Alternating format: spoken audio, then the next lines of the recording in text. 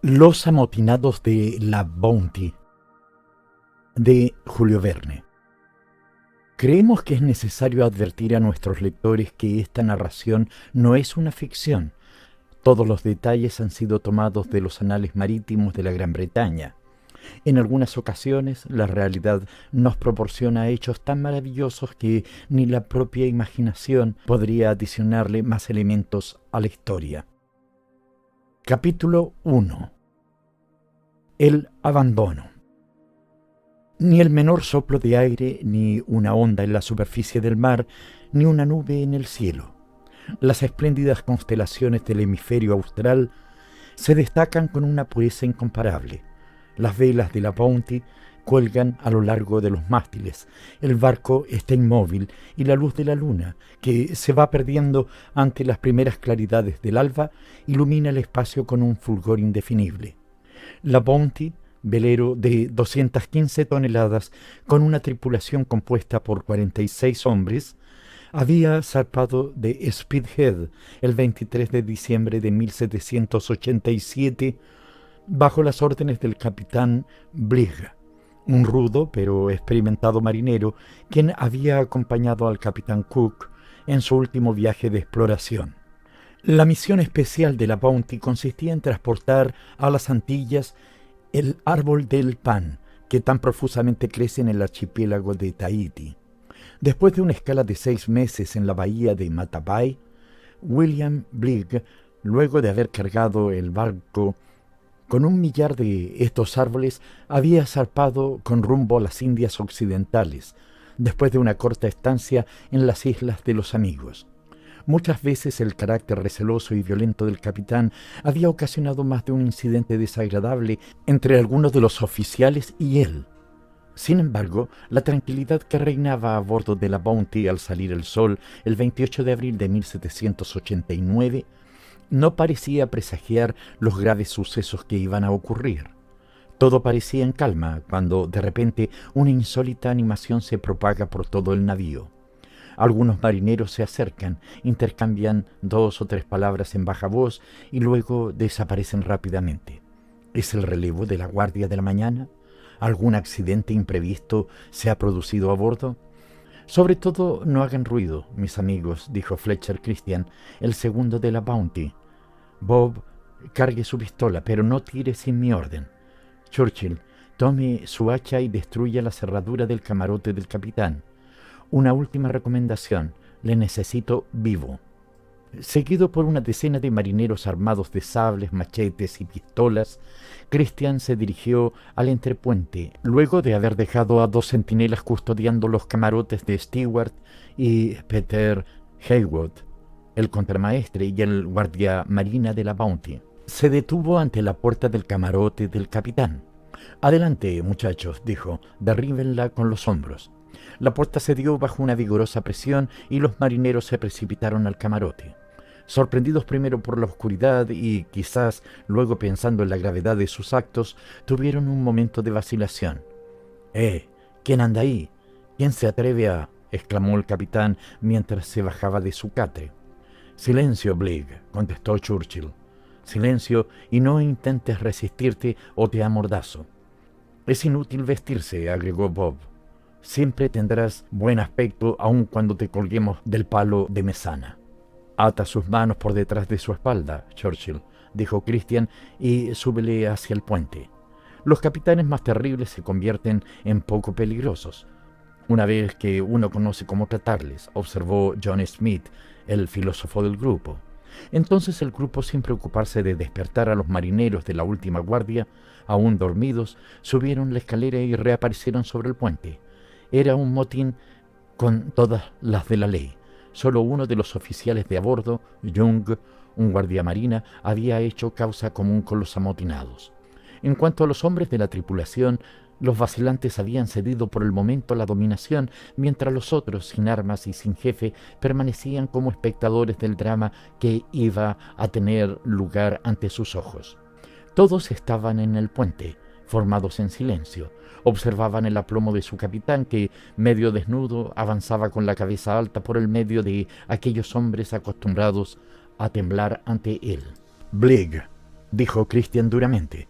Queda destituido de su mando. No reconozco su derecho, contestó el capitán. No perdamos el tiempo en protestas inútiles, exclamó Christian, interrumpiendo a Blake. Soy, en este momento, la voz de toda la tripulación de la Bounty. Apenas habíamos zarpado de Inglaterra cuando ya tuvimos que soportar sus insultantes sospechas, sus procedimientos brutales. Cuando digo nosotros, me refiero tanto a los oficiales como a los marineros. No solo nunca pudimos obtener la satisfacción de ver cumplidas nuestras demandas, sino que siempre las rechazaba con desprecio. ¿Somos acaso perros para ser injuriados en todo momento? Canallas, bandidos, mentirosos, ladrones. No había expresión grosera que no nos dirigiese. En verdad, sería necesario no ser un hombre para soportar tal tipo de vida. Y yo que soy su compatriota, yo que conozco su familia, yo que he navegado 2 veces bajo sus órdenes, ¿me ha respetado?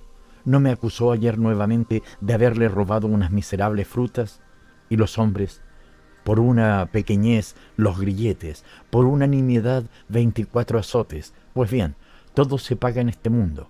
Fue muy liberal con nosotros, Blake. Ahora es nuestro turno. Sus injurias, sus injusticias, sus dementes acusaciones, sus torturas morales y físicas con las que ha agobiado a su tripulación desde hace más de 1 año y medio, las va a espiar y a espiarlas duramente. Capitán, ha sido juzgado por aquellos a los cuales ha ofendido y usted ha sido condenado. ¿No es así, camaradas? Sí, que muera, exclamaron la mayoría de los marineros, mientras amenazaban a su capitán. Capitán Blake, continuó Christian, algunos me han hablado de suspenderle en el aire, sujetado por el extremo de una cuerda. Otros propusieron desgarrarle la espalda con el gato de las 9 colas, hasta que la muerte sobreviniera. Le faltó imaginación. Yo encontré algo mejor que eso. Además, usted no ha sido el único culpable aquí. Aquellos que siempre han ejecutado sus órdenes fielmente, por crueles que fuesen, estarían desesperados de estar bajo mi mando.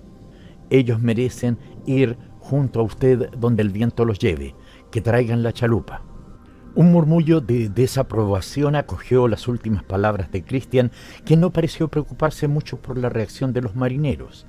El capitán Blake, al cual estas amenazas no llegaron a perturbar, se aprovechó de un momento de silencio para tomar la palabra. «Oficiales y marineros», dijo con voz firme, «en mi calidad de oficial de la Marina Real y capitán de la Bounty, protesto contra el tratamiento que se me quiere dar.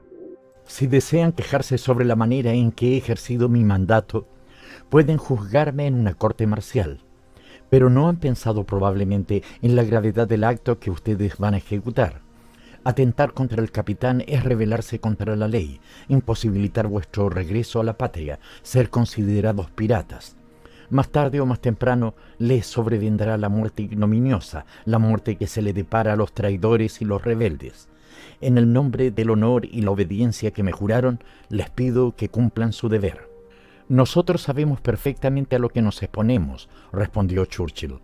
«Suficiente, suficiente», gritaron a coro los hombres de la tripulación preparándose para pasar de las palabras a los hechos. «Bien», dijo Blake, «si necesitan a una víctima, ese soy yo, pero yo solamente. Aquellos compañeros que ustedes condenan junto conmigo solo ejecutaron mis órdenes». La voz del capitán fue ahogada por un concierto de vociferaciones. Blake tuvo que renunciar a la idea de poder conmover a estos corazones que se habían convertido en despiadados, mientras se habían tomado todas las medidas necesarias para que las órdenes de Christian fuesen ejecutadas. Sin embargo, un intenso debate había surgido entre el segundo a bordo y algunos de los amotinados que querían abandonar en el mar al capitán Blake y a sus compañeros sin darles un arma y sin apenas dejarles una onza de pan. Algunos, y esta era la opinión de Churchill, manifestaron que el número de los que tenían que abandonar la nave no era lo suficientemente considerable. Era necesario deshacerse también de aquellos hombres que, al no haber intervenido directamente en la rebelión, no estaban seguros de sus opiniones. No se podría contar con aquellos que se contentaban con aceptar los hechos consumados. En cuanto a él, aún sentía en su espalda los dolores provocados por los azotes recibidos al haber tratado de desertar en Tahití. La mejor, la más rápida forma de curarse sería entregándole al capitán a él. Él sabría cómo tomar venganza por su propia mano. Hayward, Hallett, gritó Christian, dirigiéndose a dos de los oficiales sin tener en cuenta las observaciones de Churchill, desciendan a la chalupa. ¿Qué le hice, Christian, para que usted me trate así?, dijo Hayward. Es a la muerte a la que me envía. Las recriminaciones son inútiles, obedezca, o si no, Erier, embarque usted también. Pero estos oficiales, en lugar de dirigirse hacia la chalupa, se acercaron al capitán Blake, y Fryer, que parecía ser el más determinado de todos, se dirigió hacia él diciéndole: «Capitán, ¿quiere usted intentar retomar el barco? Nosotros no tenemos arma alguna, es cierto, pero estos amotinados sorprendidos no podrán resistir. Si alguno de nosotros resulta muerto, eso no importaría. Se puede intentar. ¿Qué le parece?» Ya los oficiales habían tomado las disposiciones necesarias para lanzarse contra los amotinados, que estaban ocupados en desmontar las chalupas, cuando Churchill, a quien esta conversación, por rápida que fuera, no se le había escapado, les rodeó con varios hombres bien armados y les obligó a embarcar. «Millward, Muspratt, Birkett y ustedes», dijo Christian mientras se dirigía a algunos de los marineros que no habían tomado parte en el motín, «vayan al entrepuente y escojan lo que consideren más útil. Ustedes acompañarán al capitán Blake. Tú, Morrison, vigila a estos tunantes. Purcell, tome sus herramientas de carpintero. Se las permito llevar. 2 mástiles con sus velas, algunos clavos, una sierra, un pequeño pedazo de lona, 4 pequeños envases que contenían unos 125 litros de agua, 150 libras de galleta, 32 libras de carne de cerdo salada, 6 botellas de vino, 6 botellas de ron y la caja de licores del capitán. Esto fue todo lo que los abandonados pudieron llevar. Además llevaban 2 o 3 sables viejos, pero se les negó llevar cualquier tipo de armas de fuego. «¿Dónde están Hayward y Stewart?», preguntó Blake cuando se encontraba en la chalupa. «¿Ellos también me traicionaron?» Ellos no le habían traicionado, pero Christian había decidido dejarlos a bordo. El capitán tuvo un momento de desaliento y de debilidad perfectamente perdonable, que no duró mucho tiempo. «Christian», dijo, «le doy mi palabra de honor de olvidarme de todo lo que ha ocurrido si usted renuncia a su abominable proyecto. Se lo imploro, piense en mi mujer y mi familia. Muerto yo, ¿qué será de todos los míos?» «Si usted hubiera tenido honor», respondió Christian, «las cosas no habrían llegado a este punto. Si usted hubiera pensado más a menudo en su mujer, en su familia, en las mujeres y en las familias de los otros, usted no habría sido tan duro, tan injusto con todos nosotros». A su turno, el ex capitán, en el momento de embarcar, estaba intentando convencer a Christian. Era en vano. «Hace mucho tiempo que sufro», contestó este último con amargura. «No sabe cuáles han sido mis torturas. No. Esto no podía durar un día más. Además, usted no ignora que durante todo el viaje, yo, el segundo al mando de este navío, he sido tratado como un perro. Sin embargo, al separarme del capitán Blake, al que probablemente no volveré a encontrar jamás, deseo, por una cuestión de misericordia, no quitarle toda esperanza de salvación. Smith, desciende al camarote del capitán y trae su vestimenta, su diario y su cartera. Además, entrégale mis tablas náuticas y mi propio sextante. Tendrá la oportunidad de poder salvar a sus compañeros y salir del apuro él mismo». Las órdenes de Christian fueron ejecutadas, no sin antes generar alguna protesta. «Y ahora, Morrison, suelte la amarra», gritó el segundo de a bordo, devenido primero. «Y que Dios vaya con ustedes». Mientras que los amotinados, con sus irónicas expresiones, despedían al capitán Blake y a sus infelices compañeros, Christian, apoyado en la borda, no podía quitar los ojos de la chalupa que se alejaba. Este bravo oficial de conducta, hasta entonces fiel y franca, había merecido los elogios de todos los capitanes a los cuales había servido y ahora se había convertido en el jefe de una banda de piratas. No estaría permitido para él volver a ver a su vieja madre, ni a su novia, ni las playas de la isla de Man, su patria. Su autoestima había caído en un profundo vacío, deshonrada a los ojos de todos. El castigo seguía ya a la falta. Capítulo 2. Los abandonados. Con sus 18 pasajeros, oficiales y marineros y las escasas provisiones que contenía, la chalupa que transportaba a Bligh estaba tan cargada que apenas sobresalía unas 15 pulgadas sobre el nivel del mar. Con una longitud de 21 pies y un ancho de 6, la chalupa parecía estar especialmente apropiada para el servicio de la Bounty, pero para contener una tripulación tan numerosa, para hacer un viaje un poco largo, era difícil encontrar alguna embarcación más detestable. Los marineros, confiados en la energía y la habilidad del capitán Bligh y de los oficiales que compartían su misma suerte, remaban vigorosamente, haciendo avanzar a la chalupa rápidamente sobre las olas del mar. Bligh no tenía dudas sobre la conducta a seguir. Era necesario, en primer lugar, volver lo antes posible a la isla Tofoa, que era la más cercana del grupo de las islas de los amigos, de la cual habían salido algunos días antes. Allí era necesario recolectar los frutos del árbol del pan, renovar la provisión de agua y luego dirigirse a Tonga Tabu. Probablemente se podrían abastecer de provisiones en cantidades suficientes como para intentar la travesía hasta los establecimientos holandeses de Timor. Sí, debido a la hostilidad de los indígenas, no pudieran hacer escala en alguno de los innumerables archipiélagos existentes en esa ruta.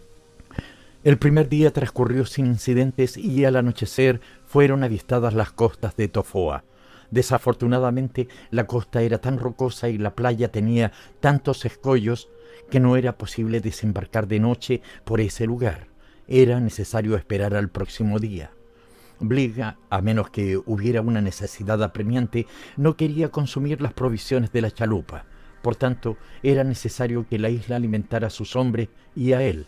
Pero esto parecía ser algo difícil, ya que al desembarcar no encontraron rastro alguno de habitantes.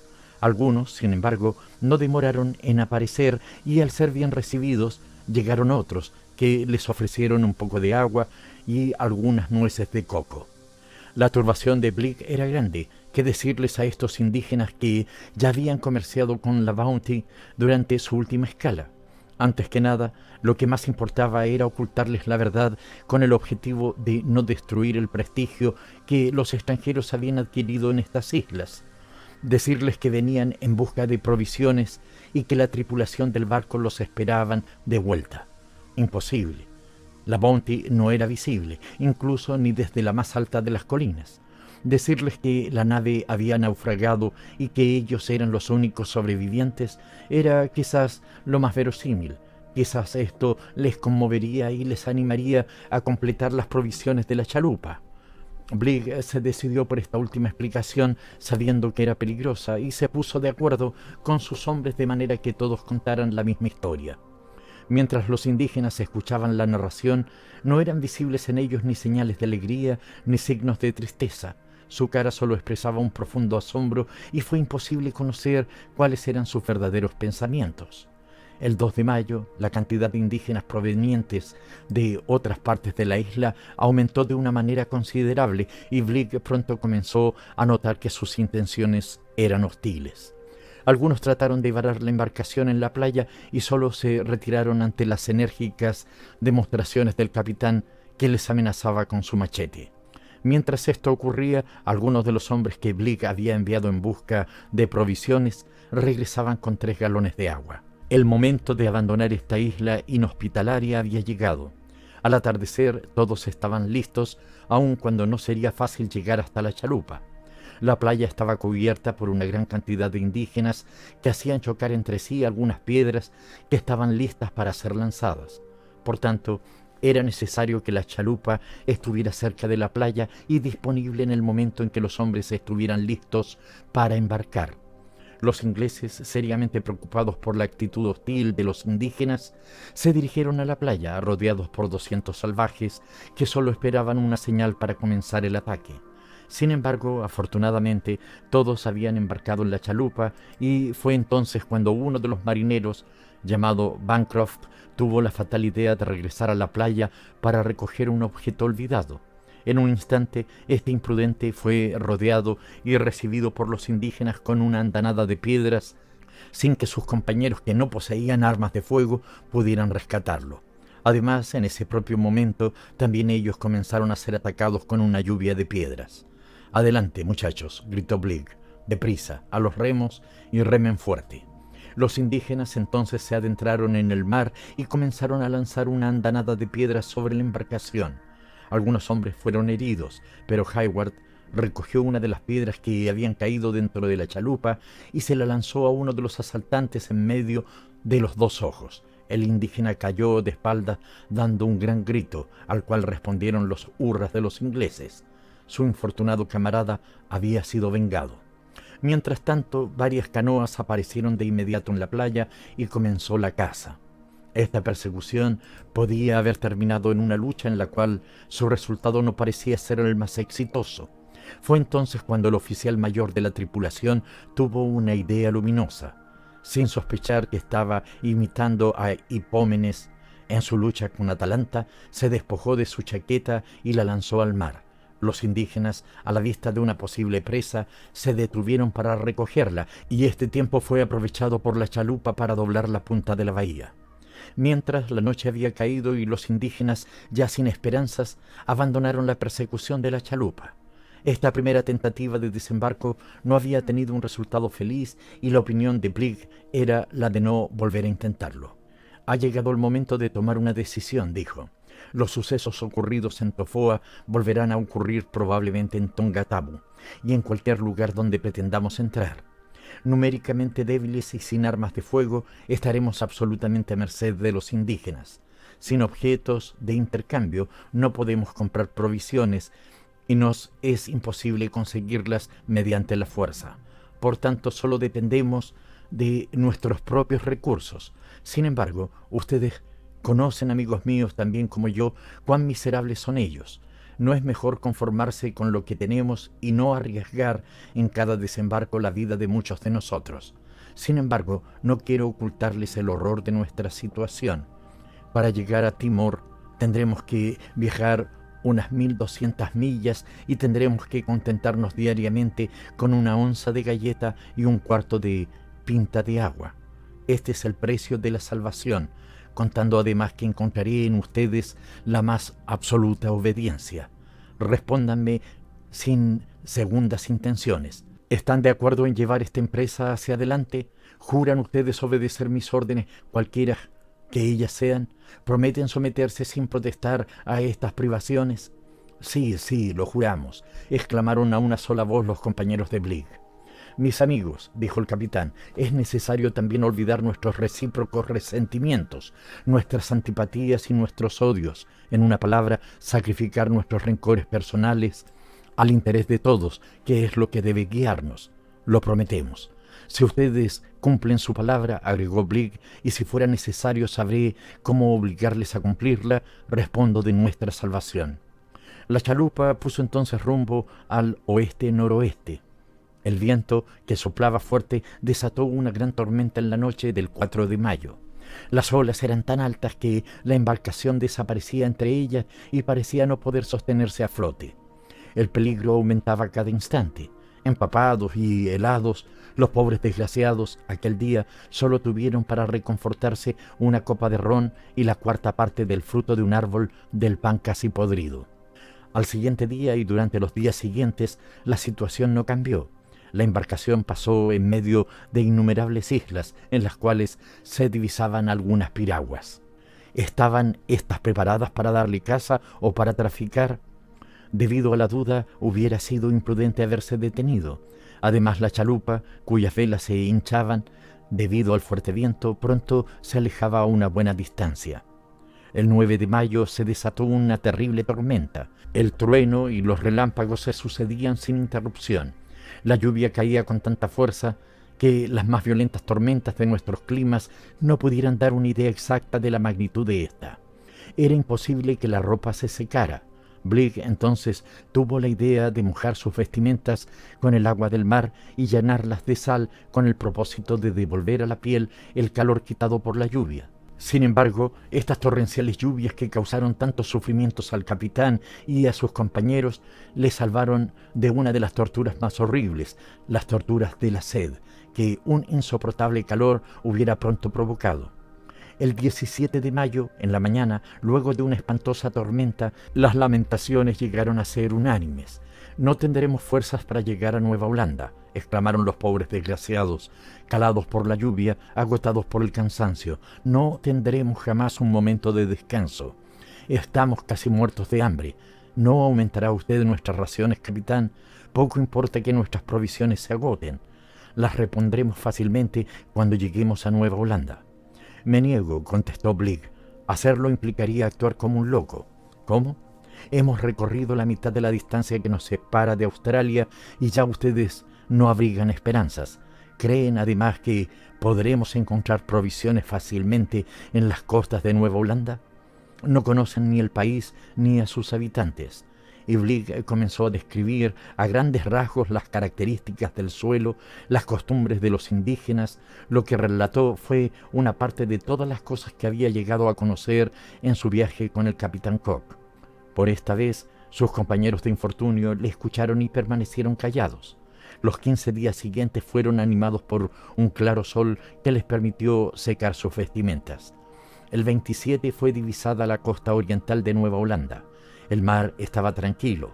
Bajo este cinturón madrepórico y algunos grupos de islas de exótica vegetación hacían agradable la vista. Desembarcaron en la isla avanzando con suma precaución. Las únicas huellas encontradas que denotaban la presencia de los indígenas fueron restos de hogueras hechas mucho tiempo atrás. Por tanto, era posible pasar una buena noche en tierra, pero era necesario comer. Afortunadamente, uno de los marineros descubrió un banco de ostras. Era un obsequio real. Al día siguiente, Bligh encontró en la chalupa un cristal de aumento, un eslabón y azufre. Por tanto, fue posible hacer fuego y con él se cocieron algunos moluscos y pescados. Bligh planeó dividir la tripulación en 3 escuadras. Una de ellas debía poner en orden la embarcación. Las otras 2 debían ir en busca de provisiones. Pero varios hombres se quejaron con amargura, declarando que era mejor cenar que aventurarse hacia el interior de la isla. Uno de ellos, más violento, más irritado que sus camaradas, llegó a decirle al capitán: «Un hombre vale lo mismo que otro y no veo por qué siempre está descansando. Si tiene hambre, vaya y busque algo que comer. Lo que hace aquí yo también lo puedo hacer». Bligh, comprendiendo que este intento de motín debía ser detenido al momento, tomó uno de los machetes y, lanzando otro a los pies del rebelde, le gritó: «Defiéndete o te mato como un perro». Esta enérgica actitud hizo replegarse al rebelde y el descontento general se calmó. Durante esta escala, la tripulación de la chalupa recolectó una gran cantidad de ostras, moluscos e hizo acopio de agua dulce. Un poco después de los 2 destacamentos enviados a la caza de las tortugas y los nodis, el primero regresó con las manos vacías. El segundo había cazado 6 nodis y hubieran atrapado más si uno de los cazadores, al apartarse de los demás, no las hubiese espantado. Este hombre confesó más tarde que había capturado 9 de aquellos volátiles y que se los había comido crudos inmediatamente. Sin las provisiones y el agua dulce que habían recogido en la costa de Nueva Holanda, era seguro que Bligh y sus compañeros hubieran perecido. Además, todos estaban en un estado miserable, flacos, demacrados, exhaustos. Eran reales cadáveres. El viaje por mar para llegar a Timor resultó ser la dolorosa repetición de los sufrimientos ya soportados por estos pobres desgraciados antes de alcanzar las costas de Nueva Holanda. Solamente la fuerza de resistencia había disminuido a todos, sin excepción. Después de algunos días, sus piernas permanecieron hinchadas. En este estado de debilidad extrema, fueron agobiados por un incesante deseo de dormir. Eran las señales iniciales de un final que no podía retrasarse mucho más. Bligh, advirtiendo esta situación, distribuyó doble ración a aquellos que se encontraban más débiles y procuró darles un poco de esperanza. Finalmente, en la mañana del 12 de junio, la costa de Timor apareció, después de una travesía de 3.618 millas recorridas en las más difíciles condiciones. La bienvenida que los ingleses recibieron en Kupang fue de las mejores. Permanecieron en la ciudad durante 2 meses para recuperarse. Luego, Bligh, que había comprado una pequeña goleta, llegó a Batavia, desde donde embarcó para Inglaterra. Fue el 14 de marzo de 1790 cuando los abandonados desembarcaron en Portsmouth. La narración de las torturas que habían soportado alentó la simpatía de muchas personas y la indignación de todas las personas de buen corazón. Casi inmediatamente el almirantazgo procedió a armar la fragata La Pandora, de 24 cañones y una tripulación de 160 hombres, y la envió en persecución de los amotinados de la Bounty. Ahora se verá en lo que se habían convertido. Capítulo 3. Los amotinados. La Bounty, después de haber abandonado al capitán Blake, partió hacia Tahití. Ese mismo día avistaron Tubuai. El agradable aspecto de esta pequeña isla, rodeada de una gran cantidad de piedras madrepóricas, invitaba a Christian a desembarcar, pero las demostraciones de los habitantes parecían muy amenazadoras y no se efectuó el desembarco. Fue el 6 de junio de 1789 cuando anclaron en la bahía de Matavai. La sorpresa de los tahitianos fue grande al reconocer la Bounty. Los amotinados encontraron allí a los indígenas con los que habían comerciado durante una escala anterior, y ellos les contaron una historia en la cual mezclaron el nombre del capitán Cook, del cual los tahitianos habían conservado el mejor recuerdo. El 29 de junio los amotinados partieron nuevamente hacia Tubuai y comenzaron a buscar alguna isla que estuviera situada fuera de la ruta habitual de los barcos, cuyo suelo fuera lo suficientemente fértil para alimentarles y en la cual pudieran vivir en completa seguridad. Vagaron de archipiélago en archipiélago, cometiendo toda clase de saqueos y violencias que la autoridad de Christian podía raramente impedir. Luego, cansados de buscar, fueron atraídos por la fertilidad de Tahití, por las sencillas y pacíficas costumbres de sus habitantes. Retornaron a la bahía de Matavai. Allí, las 2/3 partes de la tripulación descendieron inmediatamente a tierra, pero en la tarde del propio día la Bounty levó el ancla y desapareció antes de que los marineros que habían desembarcado comenzaran a sospechar la intención de Christian de partir sin ellos. Abandonados a su propia suerte, estos hombres se establecieron sin muchos problemas en diferentes distritos de la isla. Stewart, el contramaestre, y Peter Heywood, el guardiamarina, los 2 oficiales a quienes Christian había excluido del castigo impuesto contra Blake y que habían sido retenidos en contra de sus voluntades, permanecieron en Matavai cerca del rey Tipau, donde poco después Stewart esposó a la hermana. Morrison y Millward se presentaron ante el jefe Peno, que les dio la bienvenida. En cuanto a los otros marineros, penetraron al interior de la isla y no tardaron en casarse con algunas tahitianas. Churchill y un loco furioso llamado Thompson, después de haber cometido todo tipo de crímenes, riñeron. Churchill murió en esta lucha y Thompson fue apedreado por los indígenas. Así perecieron 2 de los amotinados que habían tomado la parte más activa en la rebelión. Los otros, al contrario, por su buena conducta, se ganaron la estima de los tahitianos. Sin embargo, Morrison y Millward veían siempre el castigo pendiendo sobre sus cabezas y no podían vivir tranquilos en esta isla donde hubieran sido fácilmente descubiertos. Entonces tuvieron la idea de construir una embarcación sobre la cual tratarían de llegar a Batavia, con el propósito de unirse al mundo civilizado.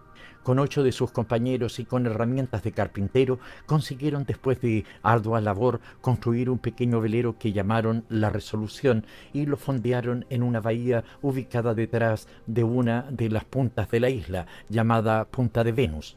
Pero la imposibilidad absoluta de proveerse de velas les impidieron hacerse a la mar. Durante este tiempo, convencidos de su inocencia, Stewart cultivó un jardín y Peter Heywood reunió los materiales de un vocabulario que fue más tarde muy útil a los misioneros ingleses. Sin embargo, 18 meses habían transcurrido cuando el 23 de marzo de 1791 un velero bordeó la punta de Venus y se detuvo en la bahía Matavai.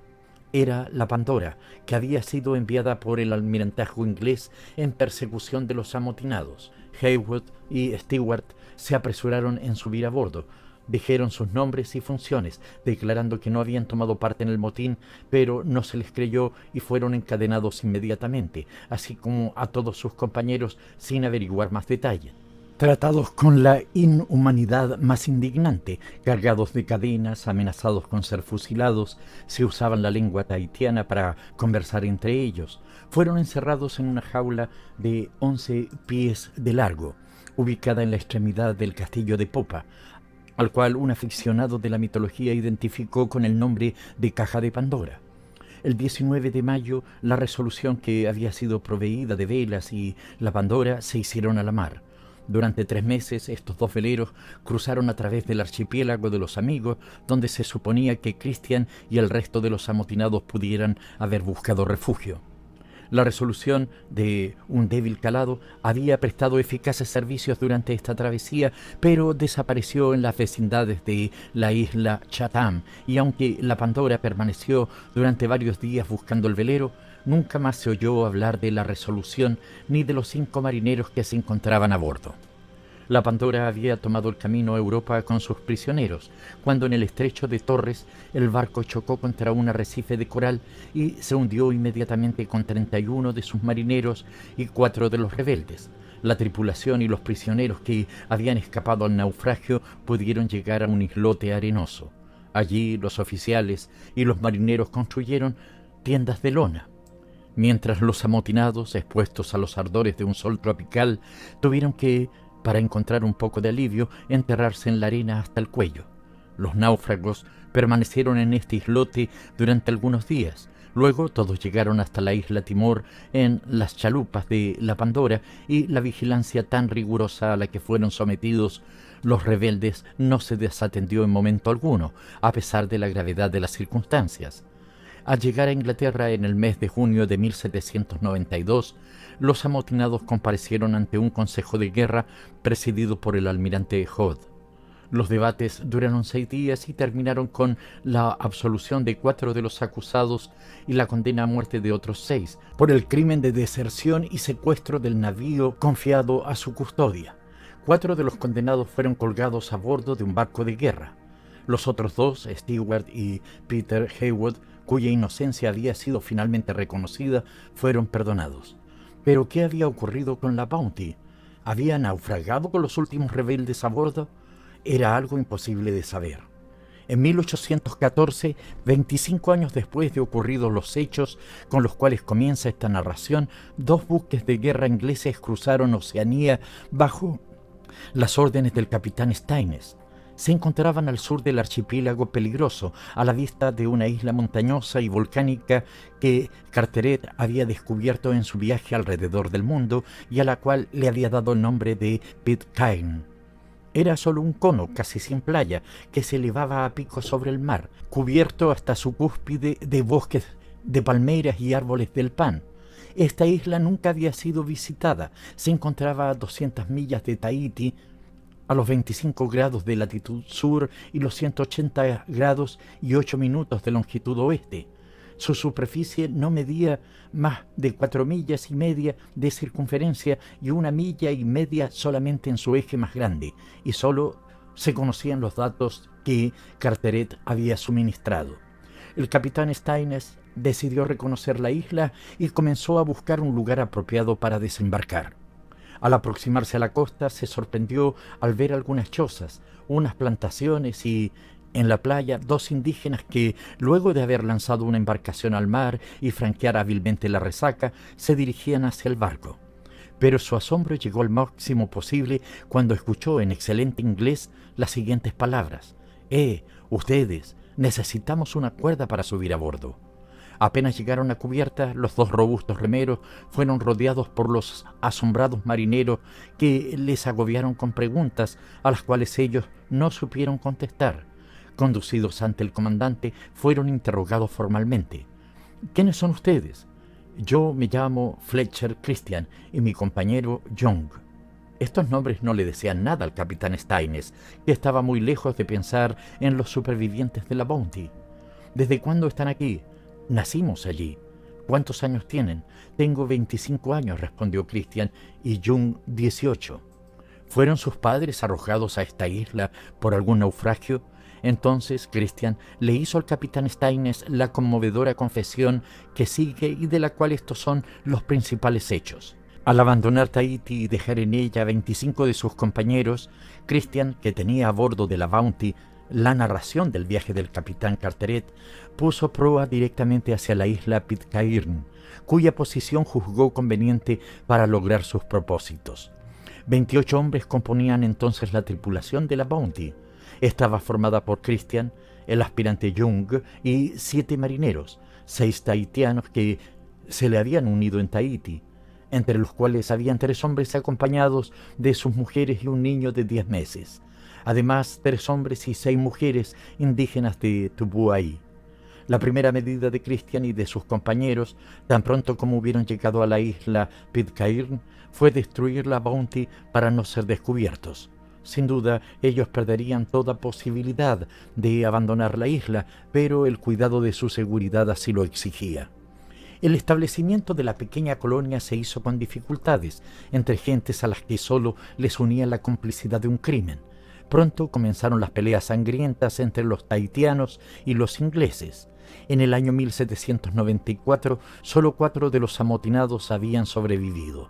Christian había sido acuchillado por uno de los indígenas que él había secuestrado. Todos los tahitianos habían sido exterminados. Uno de los ingleses, que había encontrado la forma de fabricar bebidas con la raíz de una planta indígena, terminó siendo víctima de su embriaguez y en un momento de delirium tremens se precipitó al mar, cayéndose desde la punta de una colina. Otro, preso de un momento de furiosa locura, se había lanzado sobre Young y uno de los marineros, llamado John Adams, quien se vio forzado a matarle. En el año 1800, Young murió durante una violenta crisis de asma. John Adams era entonces el último sobreviviente de la tripulación de amotinados, solo y acompañado por varias mujeres y 20 niños, nacidos de la unión de sus compañeros con las tahitianas. El carácter de John Adams se modificó profundamente. Tenía entonces 36 años.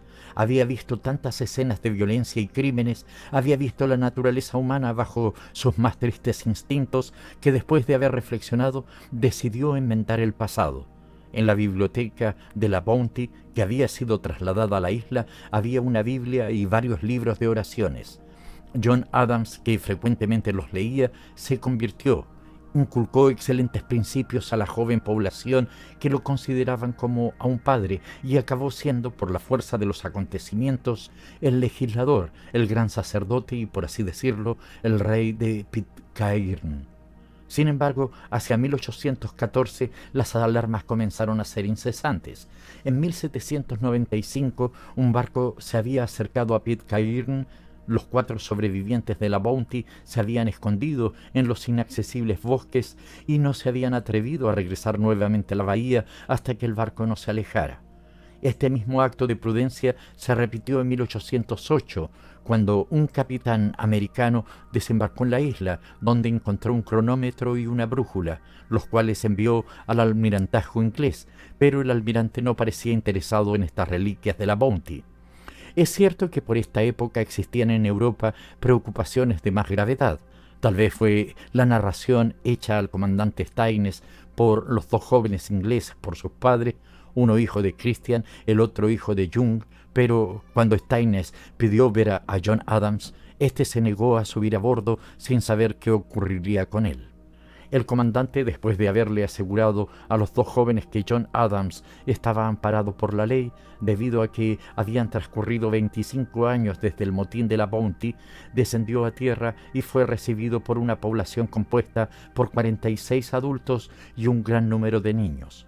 Todos eran grandes y vigorosos, con una marcada fisonomía inglesa. Las jóvenes, sobre todo, eran admirablemente bellas y su modestia le imprimía un carácter realmente atractivo. Las leyes puestas en vigor en la isla eran muy simples. En un registro era anotado lo que cada uno había ganado por su trabajo. El dinero era desconocido. Todas las transacciones se hacían por medio del intercambio, pero no había industrias porque la materia prima era escasa. La vestimenta de los habitantes estaba solo conformada por inmensos sombreros y cinturones de hierba. La pesca y la agricultura eran sus principales ocupaciones. Los matrimonios solo se efectuaban con el permiso de Adams y solo cuando el hombre hubiese desmontado y plantado un pedazo de tierra lo suficientemente grande como para proporcionar el sostén de su futura familia. El comandante Staines, después de haber obtenido los más curiosos documentos sobre esta isla, perdida en las rutas menos frecuentadas del Pacífico, embarcó y regresó a Europa. Desde entonces el venerable John Adams terminó su azarosa vida. Murió en 1829 y fue reemplazado por el reverendo George Nobbs, que lo reemplazó en la isla en las funciones de sacerdote, médico y maestro de escuela. En 1853, los descendientes de los amotinados de la Bounty eran unos 170. Desde entonces, la población aumentó y llegó a ser tan numerosa que 3 años después, gran parte de ella debió establecerse en la isla Norfolk, que hasta ese momento había sido usada como cárcel de convictos. Pero una parte de los emigrantes recordaban a Pitcairn, aun cuando Norfolk era 4 veces más grande. La tierra era notable por su fertilidad y las condiciones de existencia eran bien cómodas. 2 años después, varias familias retornaron a Pitcairn, donde continúan prosperando. Este fue el epílogo de una aventura que había comenzado de una manera tan trágica. Al inicio, los amotinados, los asesinos, los locos, y ahora, bajo la influencia de los principios de la moral cristiana y de la instrucción dada por un pobre marinero convertido, la isla de Pitcairn se convirtió en la patria de una población sencilla, hospitalaria, feliz, donde se pueden encontrar nuevamente las costumbres patriarcales de las primeras edades. Fin.